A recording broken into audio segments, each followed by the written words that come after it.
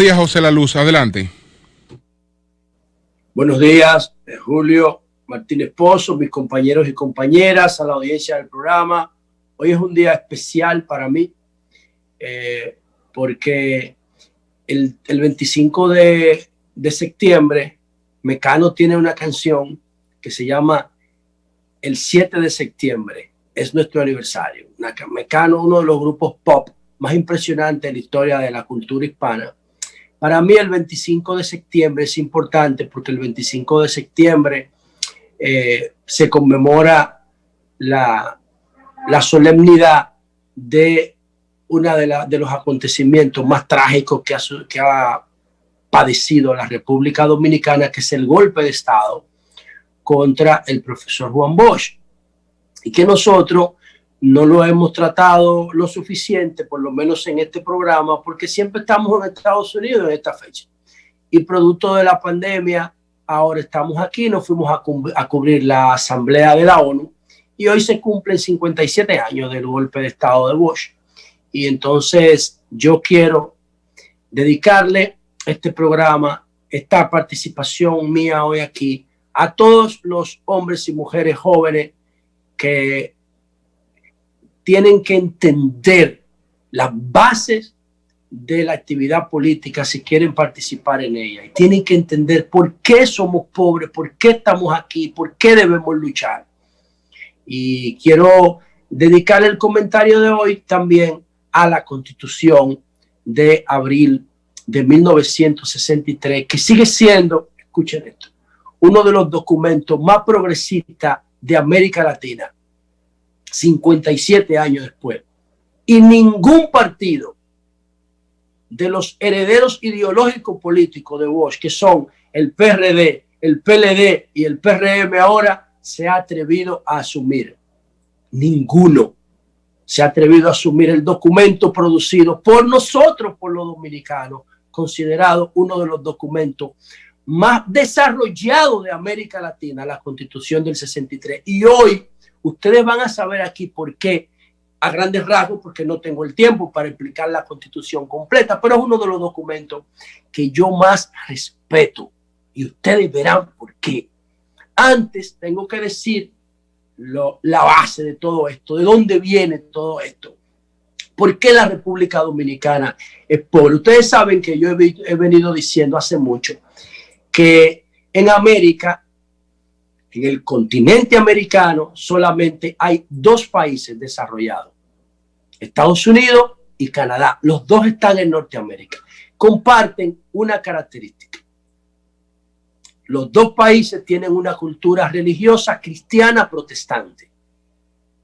Todos los demás países de América Latina, del continente americano, tienen una cultura religiosa católica, heredada del atraso español, que no es el tema ahora, pero en España no hubo una revolución como se dio en el resto de Europa, porque España era demasiado rica, producto del descubrimiento y producto de su rol en el imperio germano francés, el imperio sacrosanto, germano romano, y que acumularon demasiado dinero y no tuvieron las crisis de los demás países europeos. Y ese feudalismo en España se extendió y nos arropó a nosotros y nos atrasó a todos los americanos, salvo a Estados Unidos y a Canadá. Todos los países americanos son subdesarrollados, todos comparten la misma visión de ese atraso español del siglo XVIII y XIX. Ahora, ¿por qué digo esto? Esto queda reflejado en este comportamiento conservador que yo les voy a compartir a ustedes. Miren, ayer yo publicaba un tweet donde yo, basado en la plataforma de liderazgo responsable, intentaba explicar qué es ser conservador y qué es ser progresista. Yo no creo en ideológicamente, yo no creo en liberales, ni de derecha, ni de izquierda, ni comunista. No, yo no creo en nada de eso. Yo nada más creo en lo que la ciencia puede explicar. La ciencia puede explicar el comportamiento progresista y el comportamiento conservador, más nada. Todo lo otro es brujería ideológica y especulación ideológica, pero la ciencia sí puede explicar un comportamiento conservador y progresista basado en la física. Entonces, en función de eso, ¿qué somos los dominicanos? ¿Somos conservadores o somos progresistas? Bueno, eso va a estar determinado por el comportamiento de nuestro liderazgo en el poder. Nosotros tenemos 176 años de edad, desde 1844 para acá, cuando nos independizamos de Haití. De esos 176 años de edad que tiene la República Dominicana, los conservadores han gobernado 165 años y los progresistas han gobernado 11 años. Pero resulta que de los 165 años que han gobernado los conservadores, han tenido periodos de consolidación, como por ejemplo 30 años de Trujillo, 23 años de Balaguer, 20 años del PLD balaguerista, no bochista, porque el PLD no asumió a Bosch. Si hubiesen asumido a Bosch, reivindican esta constitución. Leonel y Danilo se comportaron como Balaguer en el poder, no como Juan Bosch. Y por eso nosotros tenemos crecimiento económico en medio de muchísima pobreza cultural, intelectual. Tenemos un 57% de informalidad económica y seguimos creciendo, pero estamos creciendo en medio del desorden. El primer folleto de Juan Bosch en el PLD se llamaba Organización y Disciplina, hasta que el PLD llegó al poder con ese comportamiento de la baja pequeña burguesía muy pobre. Cogió el poder, crecimos en medio de un desorden y por eso tenemos los problemas que tenemos hoy. Entonces, cuando vemos esa consolidación del conservadurismo en el poder, 20 del PLD, 8 del PRD, 12 del PRD con lo de Hipólito, 23 de Balaguer, 30 de Trujillo, los de Lili, que fue desde 1889 al 2000, al 1911, más o menos, no recuerdo bien ahora, pero todo ese comportamiento, los de Santa Ana, interrumpido, los de Báez, interrumpido. Ahí hay 165 años de conservadurismo. ¿Y cuántos años han gobernado los progresistas? Miren, yo tengo aquí todo el esquema. En lo primero fue Francisco Rosario Sánchez de los Trinitarios, 3 meses. José Salcedo, después de la restauración, 11 meses. Gaspar Polanco, 2 meses y medio. Benigno Filomeno Rojas, 2 meses. Pedro Pimentel, 5 meses. José María Cabral, no sé si, no le quiero poner a ese un calificativo ideológico. Ulises Francisco Espaillá, mi respeto, 6 meses. Eso es lo que más se parece a Juan Bosch. Gregorio Luperón, mi respeto, 1879, 11 meses. Francisco Gregorio Villini, también un presidente azul progresista, 11 meses. 6 meses. Morales Languasco, 1903, 2 años. Ese fue de lo que más duró. Juan Isidro Jiménez, 1914, 2 años. Francisco Enrique Carvajal, 4 meses. Es ahí fue que se dio la invasión norteamericana. Juan Bautista Vicini, yo creo que fue un gobierno progresista, ¿no? Obviamente, en esa coyuntura de 1922, 2 años. Y Juan Bosch, 1963, 7 meses.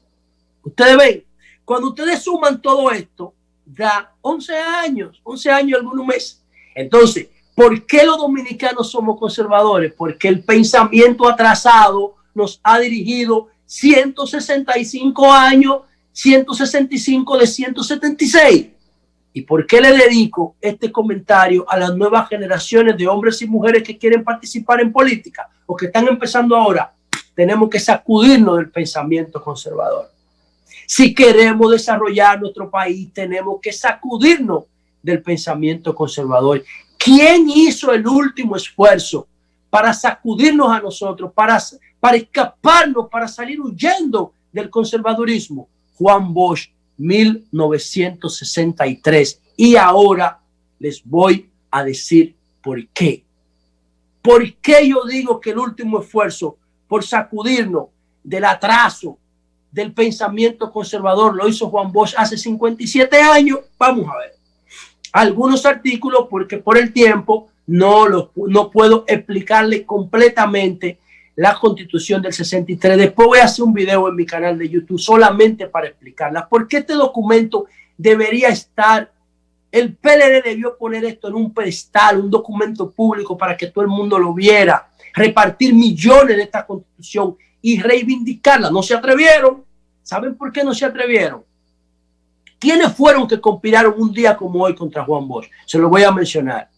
Miren, el mismo orden que establece el liderazgo responsable para los liderazgos fundacionales, las Fuerzas Armadas, trujillistas, atrasadas, la Iglesia Católica y atrasada, oscurantista, y el liderazgo económico.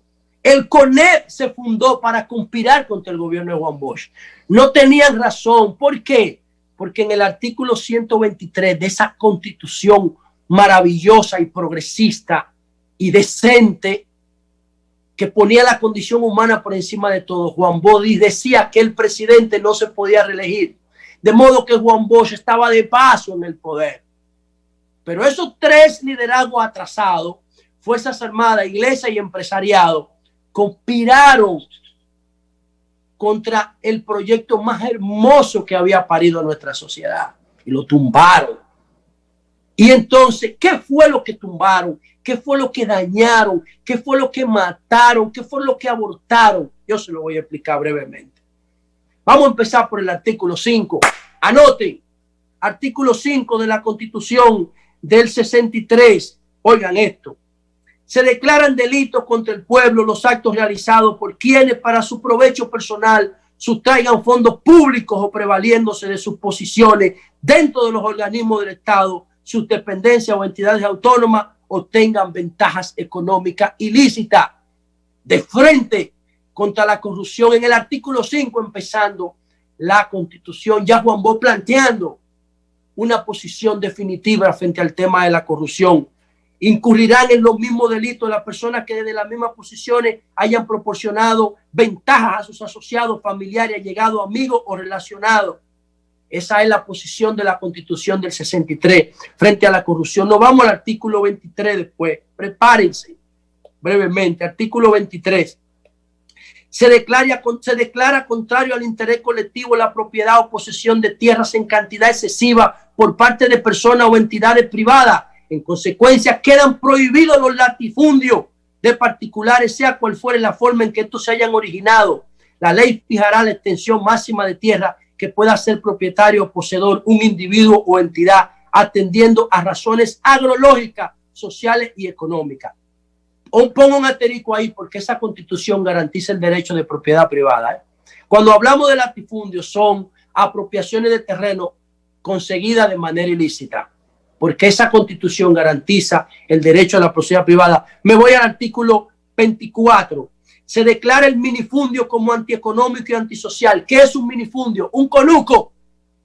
Juan Bosch eliminaba de la cultura mental y económica de los dominicanos el concepto de conuco. Sí promovió en esta Constitución la tenencia de tierra y las parcelas, pero el minifundio no, porque la producción de un minifundio, de un conuco, está por debajo de los costos. Y por eso es inviable, por eso es una expresión de pobreza y atraso. Y por eso el minifundio en esta Constitución, artículo 24, está prohibido. Me voy al artículo 26.